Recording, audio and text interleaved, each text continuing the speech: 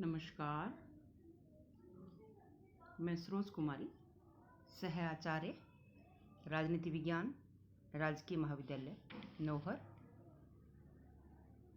आज हम BA part 3 के पेपर 2 के अंतर्गत टॉपिक चीन की विदेश नीति के आधारभूत निर्माण तत्व, चीनी विदेश नीति के आधारभूत निर्माण तत्व पढ़ेंगे।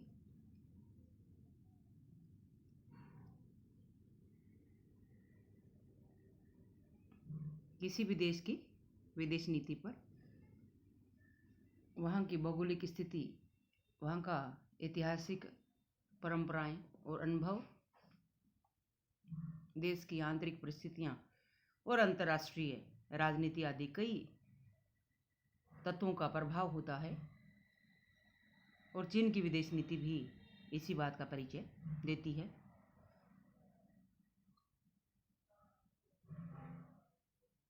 द्वितीय विश्व युद्ध से पूर्व चीन को एशिया का रोगी कहा जाता था, यानी एक कमजोर राष्ट्र ही था।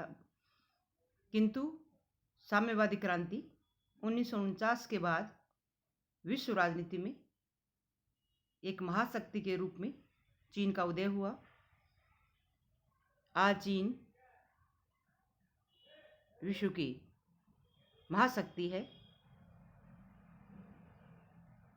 चीन के संबंध में चेतावनी देते हुए कभी नेपोलियन बोनापार्ट ने कहा था, वहाँ एक दैत्य सो रहा है, उसको सोने दो, क्योंकि जब वह उठेगा तो दुनिया को हिला देगा।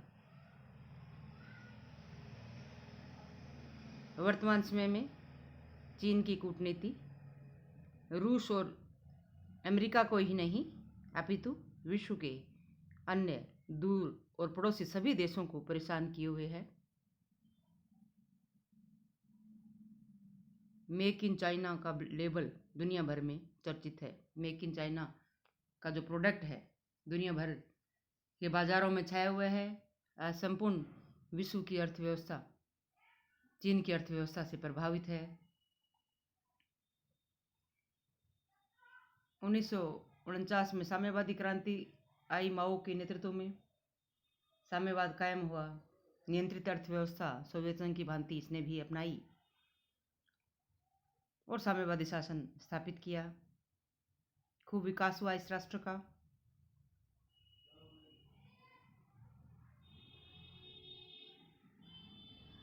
लेकिन एक समय के पश्चात अर्थव्यवस्था या आर्थिक नीति में परिवर्तन किया गया।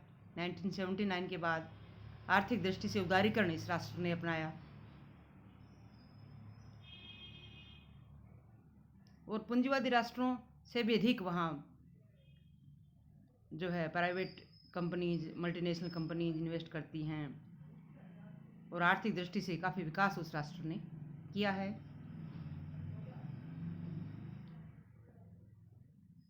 एक विस्तारवादी विदेश नीति वाला ये राष्ट्र रहा है। आसपास के राष्ट्रों में विस्तार करना इनकी नीति है, चाहे भारत रहा हो, सोवियत संघ रहा हो, वियतनाम रहा हो, तिब्बत का मामला हो।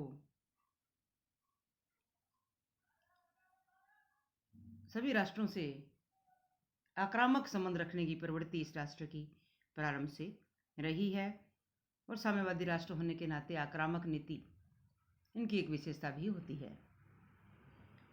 तो आज हम इसके निर्माणक तत्व, निर्धारक तत्व कर रहे हैं।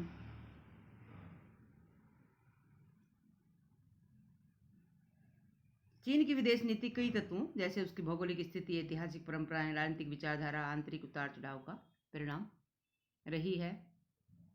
पहला जो इसका प्रेरणा स्रोत, इसकी विदेश नीति को निर्धारित करने वाला तत्व रहा है, निर्माण तत्व रहा है, पहला है उसके नेताओं का यह अगाध विश्वास है कि चीन विश्व की महाशक्ति है और उसे महाशक्ति की भूमिका अदा करनी है। यानी स्वयं को विश्व की महाशक्ति के रूप में इसके नेता जो है प्रेजेंट करते रहे हैं इस राष्ट्र को, और वैसे ही जनता का भी भरोसा उनके साथ हो जाता है जब नेतृत्व इतना प्रभावशाली और विश्वास से ओतप्रोत होता है तो जनता में भी इसी प्रकार की भावना का विकास होता है। तो महाशक्ति के रूप में नेता जो हैं उन्होंने चीन को प्रेजेंट किया है प्रारंभ से ही। चाउ एन लाई चीन के नेता रहे, महत्वपूर्ण नेता रहे। उन्होंने एक बार दावा किया था कि किसी भी महत्वपूर्ण अंतर्राष्ट्रीय समस्या, विशेषतया एशिया से संबंध रखने वाली समस्या का समाधान तब तक संभव नहीं है जब तक चीनी गणराज्य इसमें भाग न ले।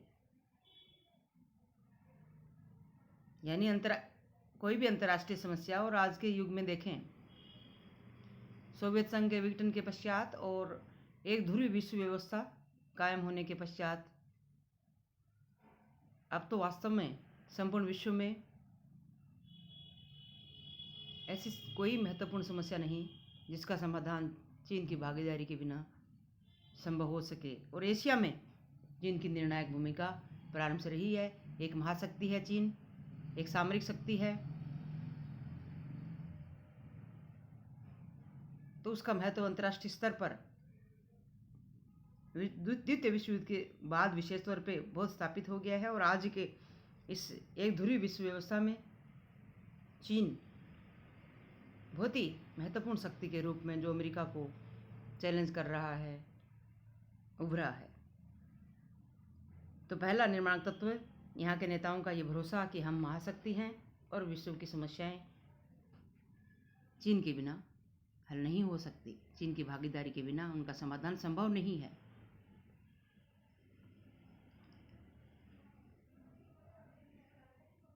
दूसरा प्रेरक तत्व उग्र राष्ट्रीयता का तत्व है। स्वराष्ट्र की श्रेष्ठता, परराष्ट्र विरोधी परंपरागत भावना और वृहत चीनी साम्राज्य की महत्वाकांक्षा उसे उग्र राष्ट्रवादी बना देती है। दूसरा प्रेरक तत्व क्या रहा है? उग्र राष्ट्रीयता का। एक तो उदार राष्ट्रीयता जैसे भारत मानता रहा है, लेकिन चीन जो है वो उग्र राष्ट्रीयता में भरोसा करता है। स्वराष्ट्र को, खुद के राष्ट्र को, चीन को श्रेष्ठ मानते हैं और अन्य सभी राष्ट्रों को खुद से हीन समझते हैं। और वृहद चीनी साम्राज्य, चीनी जो साम्राज्य है उसके विस्तार का, उसकी सीमाओं को बढ़ाने की इनकी परंपरा जो है, इनका जो विश्वास है, इनके जो प्रयास है, वो इन्हें, इनकी जो एक महत्वाकांक्षा है, वो इस राष्ट्र को उग्र राष्ट्रवादी बना देता है। तो दूसरा प्रेरक तत्व उग्र राष्ट्रीयता है। तीसरा प्रेरक तत्व राष्ट्रीय हित है। किसी भी विदेश नीति का प्रथम उद्देश्य एक तरह से उसका राष्ट्रीय हित होता है, और चीन उसमें आगे है। चीन और राष्ट्रों से भी इस मामले में सबसे ज्यादा विश्वास करता है।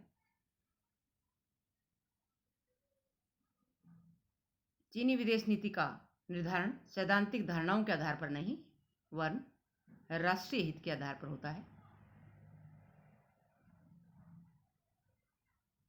अमेरिका चीन विरोधी रहा है। अमेरिका और चीन एक दूसरे के विरोधी रहे। इसका कारण दोनों देशों के राष्ट्रीय हित और विशेष तौर पे एशिया में इनके, एशिया और उसका जो क्षेत्र दक्षिण पूर्वी एशिया में है, अमेरिका और चीन के हित टकराते थे दक्षिण पूर्वी एशिया में। इस वजह से जो है अमेरिका चीन एक दूसरे के विरोधी रहे, या अमेरिका का विरोध जो है चीन इसीलिए करता रहा कि दक्षिण पूर्वी एशिया में अपना प्रभुत्व स्थापित कर सके। और चीन मानता है कि दक्षिण पूर्वी एशिया चीनी सभ्यता का ही विस्तार है। चीन एक सभ्यता की दृष्टि से एक पुराना राष्ट्र रहा है, उसकी सभ्यता अमेरिका से पुरानी मानी जाती है। तो चीन मानता है कि स्वाभाविक मित्रता, स्वाभाविक प्रभाव चीन का उस एरिया में है, एशिया और विशेष तौर पर दक्षिण एशिया में उसका प्रभाव है, उसकी सभ्यता का विस्तार है वहाँ। इसलिए चीन उस पर अपना स्वाभाविक प्रभाव स्थापित करना चाहता है, अपनी शक्ति स्थापित करता रहा है। और इसी वजह से अमेरिका और चीन के बीच में तनाव भी पैदा होता रहा है, विवाद आते रहे हैं। तो इसका कारण सैद्धांतिक नहीं है, साम्यवाद और पूंजीवाद या लोकतंत्र नहीं है, बल्कि इसका कारण राष्ट्रीय हित है। चीन अपने राष्ट्रीय हितों को वहाँ स्थापित करना चाहता है, पूरे करना चाहता है, इस वजह से। तो कहने का तात्पर्य यह है कि चीन की विदेश नीति सैद्धांतिक भावनाओं से प्रेरित नहीं बल्कि व्यवहारिक राष्ट्रीय हितों को ध्यान में रखते हुए बनाई जाती है। चौथा प्रेरक तत्व परंपरागत प्रवृत्तियों तथा आधुनिक राष्ट्रवाद का है। परंपरागत प्रवृत्तियों और आधुनिक राष्ट्रवाद का है, यानी परंपरा को भी ये संजोए हुए हैं। एक पुराना सांस्कृतिक दृष्टि से ये बहुत ही पुरानी सभ्यता और संस्कृति है चीन की, ये वो गर्व महसूस करते हैं इस बात को, और उन्होंने इसको संजो के भी रखा है। और आधुनिक राष्ट्रवादी हैं। टेक्नोलॉजी की दृष्टि से आज टेक्नोलॉजी, चाहे वो आर्थिक क्षेत्र में हो चाहे हथियारों के क्षेत्र में हो, आधुनिक से आधुनिक टेक्नोलॉजी का प्रयोग और विकास चीन ने किया है। आर्थिक दृष्टि से एक महाशक्ति के रूप में वो उभरा है। सैनिक और परमाणु संपन्न राष्ट्र है, महाशक्ति है हर फील्ड में, चाहे वो इकोनॉमिक फील्ड हो या सैनिक दृष्टि से, हथियारों की दृष्टि से। तो आधुनिक राष्ट्रवाद है और चीनी सभ्यता को उन्होंने स्वीकार किया है। पिछले 2000 वर्षों में चीन ने शक्तिशाली होने पर सुदूर पूर्व, मध्य एशिया और दक्षिण पूर्व एशिया में विशाल साम्राज्य कायम किए थे। 19वीं सदी में यूरोप की महाशक्तियों ने उसे परास्त कर उनसे अनेक अपमानजनक संधियां स्वीकार कराई। किसी टाइम महाशक्ति था, शक्तिशाली राष्ट्र था, विशाल साम्राज्य उसका था और एक समृद्ध संस्कृति और इतिहास उसका रहा है। लेकिन 19वीं शताब्दी में यूरोप की महाशक्तियों ने उसे परास्त कर उसे अनेक अपमानजनक संधियां स्वीकार कराई थी। माओ ने 1949 में कहा था, हमारा राष्ट्र अब कभी अपमानित राष्ट्र नहीं होगा। हम उठ खड़े हुए हैं और ये बात सही साबित हुई। उसके बाद से, साम्यवाद की स्थापना के बाद से चीन जो है कभी अपमानित राष्ट्र के रूप में विश्व में स्थापित नहीं हुआ और एक महाशक्ति के रूप में उभरा। 5वां प्रेरक तत्व रहा है साम्यवादी विचारधारा। वर्तमान महाशक्ति चीन के लिए एक बहुत ही बड़ा निर्णायक तत्व, एक निर्धारक तत्व रहा है विचारधारा का, और वो है साम्यवादी विचारधारा। चीन के साम्यवाद में कई विचारधाराओं का संगम हुआ है, जिसमें कार्ल मार्क्स, लेनिन, स्टालिन और माओ की विचारधाराएं हैं। और प्रमुख प्रभाव माओ की विचारधारा का पड़ा, जो स्वयं चीनी हुआ करते थे। और माओ शक्ति के दर्शन में विश्वास करते थे, सिद्धांत में नहीं बल्कि शक्ति के दर्शन में विश्वास करते थे, और कहते थे राजनीतिक शक्ति बंदूक की नली से उत्पन्न होती है। राजनीतिक शक्ति बंदूक की नली से उत्पन्न होती है। बंदूक से कोई भी वस्तु उत्पन्न की जा सकती है। राजनीतिक शक्ति जो है बंदूक की नली से उत्पन्न होती है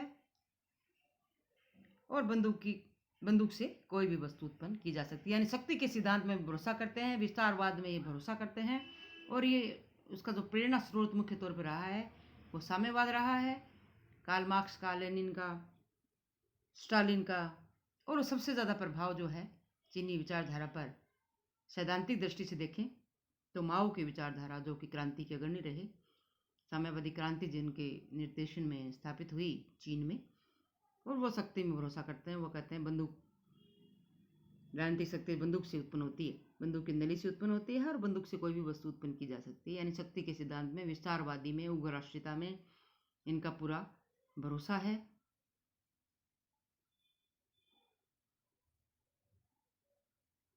तो आज हमने चीन की विदेश नीति और इसके निर्माणक तत्व पढ़े। धन्यवाद।